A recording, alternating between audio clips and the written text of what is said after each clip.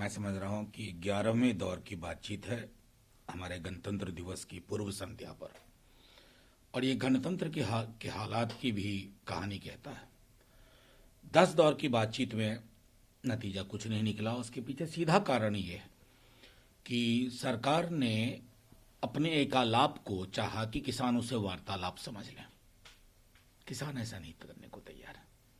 खेतीहर समाज संकट में है और उनकी बेहतरी, किसानों को मैं बार बार कह रहा हूं, किसानों की बेहतरी किसानों से बेहतर कोई नहीं समझ सकता। कोई इस गलत फहमी में ना रहे। हमें उम्मीद है कि 11वें दौर की बातचीत में इसको रिजॉल्व किया जाए, क्योंकि संकेत पूरे दुनिया में अच्छा नहीं जा रहा हमारे बारे में। मैं उम्मीद करता हूं, हाथ जोड़ के विनती करता हूं सरकार से, हठ धर्मिता त्यागिए। भारत माता की संतान के समक्ष उनकी बात मान लेने से आपका कद छोटा नहीं हो। गणतंत्र है किसका? सिर्फ पॉलिटिकल पार्टीज का, सत्ता पक्ष और विपक्ष का? गणतंत्र तो हर उस व्यक्ति का है जो यहां का नागरिक है।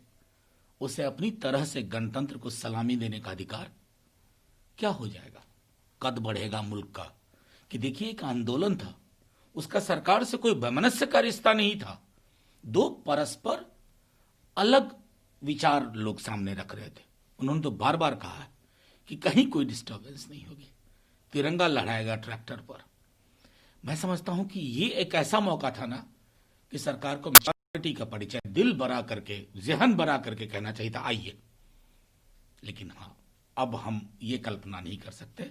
बहुत बौनी समझ के साथ पूरी की पूरी राजनीति, सियासत और संदर्भ चल रहा है। देखिए, मेरा तो ये कहना है कि इस तरह से, इस प्रकार की जुबान इस देश में नहीं बोली जाती थी, कभी भी नहीं। और शुभेंदु जी अभी नया नया कन्वर्ट हुए हैं। मैं ज्यादा उनको जानता नहीं हूं। जब वो भाजपा में शामिल हुए तब मैंने जाना कि शुभेंदु अधिकारी कौन है। नंदीग्राम में थे, ममता जी के साथ थे। मैं समझ रहा हूं कि इस तरह की जुबान से समाज में दीवारें खड़ी होती हैं। शुभेंदु जी, आप जहां रहें खूब तरक्की करिए, लेकिन समाज को महफूज रखिए।